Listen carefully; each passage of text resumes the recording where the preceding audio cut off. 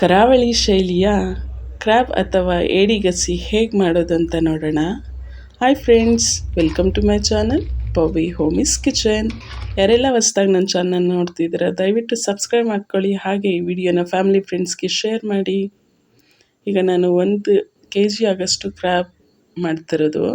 ಅದನ್ನು ನೋಡಿ ಈ ಥರ ಚೆನ್ನಾಗಿ ಕ್ಲೀನ್ ಮಾಡ್ಕೊಬೇಕು. ಈ ಕಪ್ ಇರೋದೆಲ್ಲ ತೆಗೆದು ಆ ಏಡಿ ಕೊಂಡಿ ಇರುತ್ತಲ್ವ ಅದನ್ನು ಕಲ್ಲಿಂದ ಜಜ್ಜಿ ಕ್ರ್ಯಾಕ್ ಮಾಡಿ ಇಟ್ಕೊಳ್ಳಿ. ಈಗ ನೋಡಿ ಒಂದು ಸ್ವಲ್ಪ ಬಿಸಿ ನೀರಿಗೆ ಅರಿಶಿನ ಮತ್ತು ಉಪ್ಪು ಹಾಕಿ ನೀಟಾಗಿ ತೊಳೆದು ಸೈಡ್ಗೆ ಇಟ್ಕೊಂಬಿಡೋಣ. ಈಗ ಒಂದು ಬಾಣಲಿಗೆ 1 ಸ್ಪೂನ್ ಆಗೋಷ್ಟು ಆಯಿಲ್ ಹಾಕ್ಕೊಂಡು ಒಣಮೆಣಸಿನ್ಕಾಯಿ ಹಾಕ್ಕೊತಿದ್ದೀನಿ. ಇದು ಖಾರ ಮತ್ತು ಕಲರ್ ಎರಡೂ ಬರುತ್ತೆ. ನಿಮ್ಮ ಮನೇಲಿ ಏನಾದರೂ ತುಂಬ ಖಾರದ ಮೆಣಸಿನ್ಕಾಯಿ ಇದ್ದರೆ ಅದಕ್ಕೆ ಬ್ಯಾಡಿಗೆ ಸೇರಿಸ್ಕೊಳ್ಳಿ. ನಿಮ್ಮ ಮನೇಲಿ ಖಾರ ಎಷ್ಟು ತಿಂತಾರೋ ಅದ್ರ ಮೇಲೆ ಡಿಪೆಂಡ್ ಆಗುತ್ತೆ. ಈಗ ಇದಕ್ಕೆ 3 ಸ್ಪೂನ್ ಆಗೋಷ್ಟು ಧನಿಯಾ ಕಾಳು ಹಾಕ್ಕೊತಿದ್ದೀನಿ.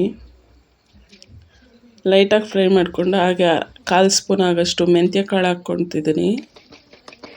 ಹಾಗೆ ಒಂದು ಅರ್ಧ ಸ್ಪೂನ್ ಆಗೋಷ್ಟು ಕಾಳು ಮೆಣಸು ಹಾಕ್ಕೊತಿದ್ದೀನಿ. 1 ಸ್ಪೂನ್ ಆಗೋಷ್ಟು ಜೀರಿಗೆ ಹಾಕ್ಕೊತಿದ್ದೀನಿ. ಅದೆಲ್ಲ ಫ್ರೈ ಆದಮೇಲೆ ಅದಕ್ಕೆ ಒಂದು ಮೀಡಿಯಮ್ ಗಾತ್ರದ ಈರುಳ್ಳಿ ಹಾಗೆ ಒಂದು ಚಿಕ್ಕ ಬೆಳ್ಳುಳ್ಳಿ ಉಂಡೆ ಹಾಕ್ಕೊಂಡು ಒಂದು 2 ಗರಿ ಆಗೋಷ್ಟು ಕರಿಬೇವಿನ ಎಲೆ ಹಾಕ್ಕೊಂಡು ನೀಟಾಗಿ ಫ್ರೈ ಮಾಡಿ ಸೈಡಿಗೆ ಇಟ್ಕೊಂಬಿಡೋಣ.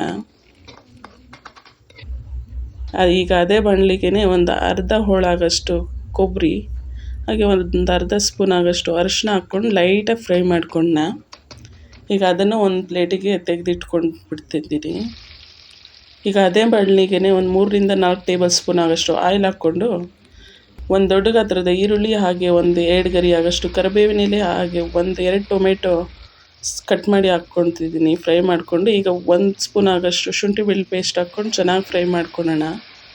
ಟೊಮೆಟೊನೂ ಸಾಫ್ಟ್ ಆಗುತ್ತೆ, ಅಷ್ಟೊತ್ತಿಗೆ ಶುಂಠಿ ಬೆಳ್ಳುಳ್ಳಿ ಹಸಿ ಸ್ಮೆಲ್ಲು ಹೋಗುತ್ತೆ. ಈಗ ನೋಡಿ ಹುರಿದಿರ್ತಕ್ಕಂಥ ಮಸಾಲೆನ ಪೌಡರ್ ಮಾಡ್ಕೊಂಡ ಫಸ್ಟಿಗೆ. ನೋಡಿ ಅಷ್ಟೊತ್ತಿಗೆ ಇದು ಟೊಮೆಟೊ ಎಲ್ಲ ಸಾಫ್ಟ್ ಆಗಿದೆ. ಈಗ ಕ್ಲೀನ್ ಮಾಡಿರ್ತಕ್ಕಂಥ ಏಡಿ ಹಾಕ್ಕೊತಿದ್ದೀನಿ. ಈ ಥರ ಸಣ್ಣದಾಗಿ ಪೀಸ್ ಮಾಡಿ ಹಾಕ್ಕೊಂಡ್ರೆ ಮಸಾಲ ಚೆನ್ನಾಗಿ ಹಿಡ್ದಿರುತ್ತೆ, ಹಾಗೆ ಟೇಸ್ಟು ಚೆನ್ನಾಗಿ ಬರುತ್ತೆ. ಈಗ ನಾನು ತೋರಿಸಿರೋ ಥರನೇ ಒಂದು ಸಲ ಮಾಡಿ ನೋಡಿ ಹೇಗೆ ಬಂತಂತ ಕಮೆಂಟ್ ಮಾಡಿ. ಹಾಗೆ ಯಾರೆಲ್ಲ ಹೊಸ್ದಾಗಿ ನನ್ನ ಚಾನಲ್ ನೋಡ್ತೀವಿ ದಯವಿಟ್ಟು ಸಬ್ಸ್ಕ್ರೈಬ್ ಮಾಡ್ಕೊಳ್ಳಿ. ಹಾಗೆ ವಿಡಿಯೋಗೆ ಲೈಕ್ ಕೊಡಿ, ನಿಮ್ಮ ಫ್ಯಾಮಿಲಿ ಫ್ರೆಂಡ್ಸ್ಗೆ ಶೇರ್ ಮಾಡಿ. ಈಗ ಇದಕ್ಕೆ 1 ಸ್ಪೂನ್ ಆಗೋಷ್ಟು ಉಪ್ಪು ಹಾಕ್ಕೊತಿದ್ದೀನಿ. ಉಪ್ಪು ಫಸ್ಟಿಗೆ ಚಿಕ್ಕದಾಗೆ ಹಾಕ್ಕೊಳ್ಳಿ, ಮತ್ತು ಜಾಸ್ತಿ ಆಗ್ಬಿಟ್ರೆ ಕಷ್ಟ.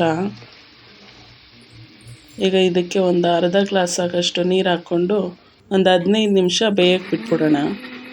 ಅಷ್ಟೊತ್ತಿಗೆ ಮಸಾಲೆ ರೆಡಿ ಮಾಡ್ಕೊಂಬಿಡೋಣ. ಫಸ್ಟಿಗೆ ಈ ಥರ ನೀರು ಹಾಕ್ದೆ ತರಿಯಾಗಿ ರುಬ್ಕೊಳ್ಳಿ. ನೀರು ಹಾಕಿದ್ರೆ ತುಂಬ ಸಾಫ್ಟಾಗಿ ರುಬ್ಬಲ್ಲ ಅದು.